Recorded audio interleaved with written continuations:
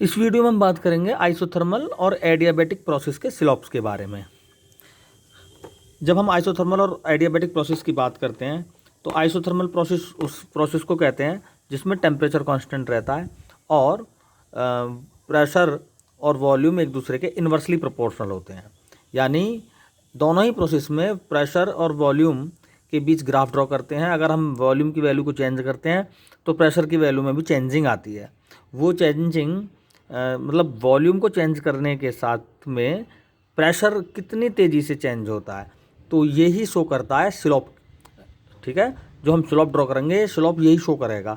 तो actually slope के बारे में थोड़ा सा हम डिस्कस करें कि स्लोप का बेसिक आइडिया क्या है।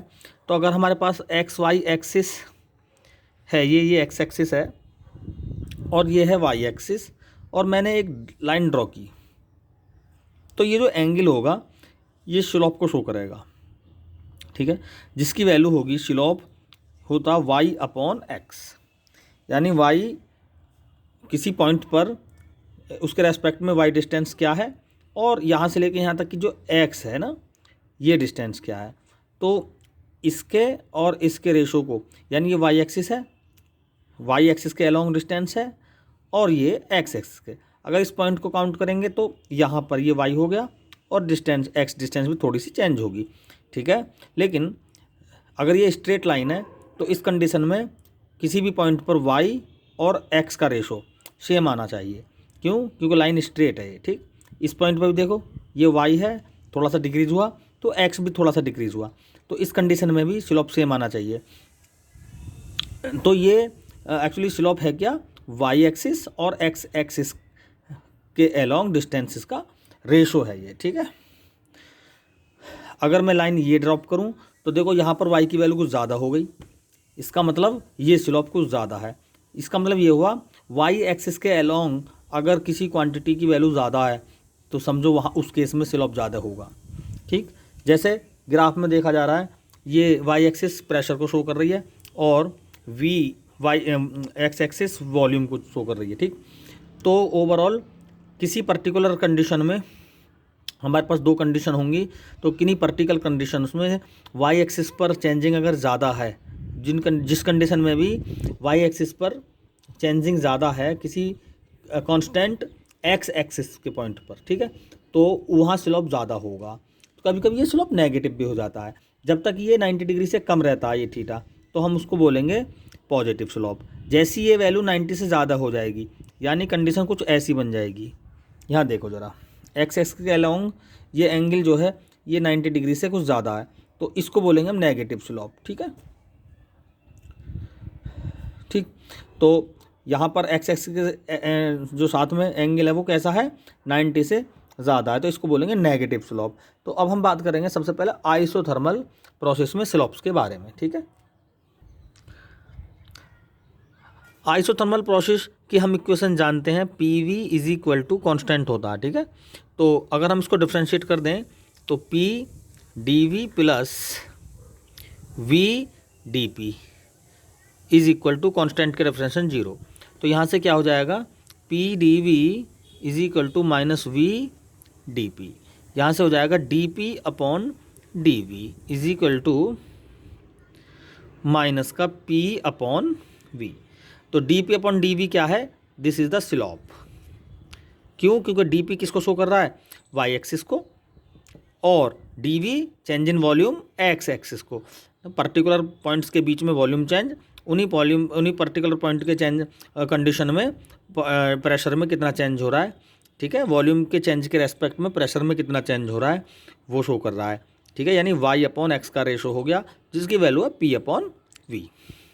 यहाँ से देखो हम एक कंडीशन और फाइंड कर सकते हैं, v की मल्टीप्लाई अगर हम dp में कर दें तो ये हो जाएगा v dp upon dv is equal to p minus का p ले लेंगे। तो देखो ये इलास्टिक कोफिशिएंट की मैग्नीट्यूड के बराबर हो गया। तो गैसेस के केस में इलास्टिसिटी शो कर रही है ये प्रॉपर्टी, तो इसको ई टी से शो करेंगे हम। ठीक है, तो ये हो जाएगा ई टी, इसको हम पॉजिटिव ही ले लेंगे न्यूमेरिकल वैल्यू। तो ये क्या है, elasticity coefficient of elasticity as constant temperature या coefficient of elasticity in isothermal process. ठीक है, क्योंकि इलास्टिसिटी का कोफिशिएंट का क्या फॉर्मूला होता है, स्ट्रेस अपॉन स्ट्रेन। तो स्ट्रेस का काम तो डीपी कर रहा है यहाँ पर, और स्ट्रेन कर रहा है वी को अपॉन में ले जाओ तो डीवी अपॉन वी, ये स्ट्रेन का काम कर रही है। ठीक है, ये हो गया स्लोप किस प्रोसेस में, आइसोथर्मल प्रोसेस में। अब करेंगे हम एडियाबैटिक प्रोसेस के स्लोप की बात। तो एडियाबैटिक प्रोसेस में हमें पता है V V gamma is equal to constant होता है। तो यहाँ पर भी हम एक बार डिफ्रेंशिएट कर देंगे, तो P D V gamma plus V gamma D P, ये फॉर्मूला होता है डिफ्रेंशिएशन का। पी इसको एक बार कर देंगे गामा वी की power gamma minus 1 into D V plus V gamma D P is equal to 0। यहाँ से देखें, इसको इधर ले जाएंगे, gamma P V gamma minus 1 D V बराबर माइनस वी की पावर गामा डी पी।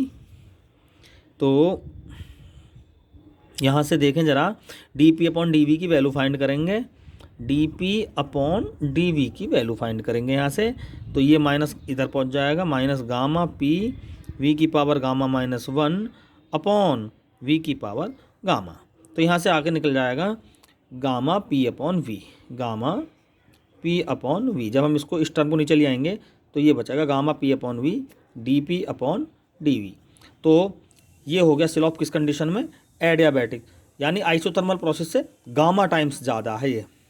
ठीक है, ये स्लोप गामा टाइम्स ज़्यादा है और ये नेगेटिव है। और उधर आइसोथर्मल प्रोसेस का भी स्लोप किस में आया, नेगेटिव आया। तो देखो ज़रा, ये आइसोथर्मल प्रोसेस है तो देखो ये नेगेटिव ही जा रहा है ना। अगर इसको हम देखें तो ये इस एक्स एक्सिस पे जो कहीं कट करेगा तो ये 90 से ज़्यादा ही एंगल बनाएगा ये स्लोप। यहाँ पे देखें ये वाला एंगल। ठीक है, तो ये कैसा स्लोप है, एक किस्म का नेगेटिव स्लोप। अब एडियाबैटिक प्रोसेस में जो स्लोप है वो गामा टाइम्स ज़्यादा है। तो एडियाबैटिक प्रोसेस में जो स्लोप होगा वो कुछ ज़्यादा स्लोप, इसका ये कुछ इस तरह से बनेगा। ठीक है, तो यहाँ पर स्लोप की वैल्यू ज़्यादा है। यह है एडियाबैटिक प्रोसेस में बैटिक, और यह है आइसोथर्मल का, आइसोथर्मल प्रोसेस। ठीक है, तो आइसोथर्मल प्रोसेस में स्लोप कम रहता है, एडियाबैटिक में स्लोप गामा टाइम्स ज़्यादा होता है। तो एडियाबैटिक प्रोसेस में भी जिस तरह से हमने इलास्टिक कोफिशिएंट निकाल दिया था आइसोथर्मल प्रोसेस में, हम इसमें भी निकाल सकते हैं। तो इसमें आएगा, देखो डीवी को इधर ले जाएंगे तो गामा टाइम्स ज़्यादा आ जाएगा, ये डीवी इस साइड चला जाएगा मल्टीप्लाई होके। तो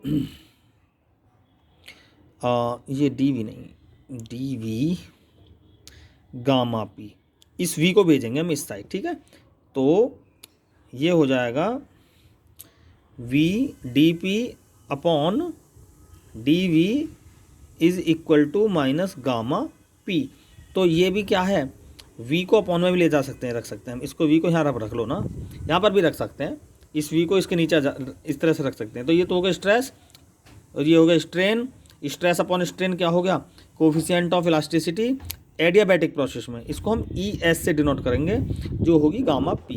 न्यूमेरिकल वैल्यू लेंगे इसकी केवल। तो अगर हम दोनों इलास्टिक कोफिशिएंट को का रेशो लें तो ई एस अपॉन ई टी क्या आने वाला है, देखो यहाँ पे ले लेते हैं, E S upon E T, E S upon E T क्या आ जाएगा, ई एस है गामा पी अपॉन पी, तो ये आ जाएगा gamma P upon P, gamma P से पी कैंसिल होगा, तो ये C P upon C V के ही क्या आ गया, बराबर में आ गया। तो इस तरह से हम कुछ नई रिलेशंस भी आइसोथर्मल और एडियाबैटिक प्रोसेस के अंडर में प्राप्त कर सकते हैं, इनके स्लोप्स के साथ साथ। Thank you.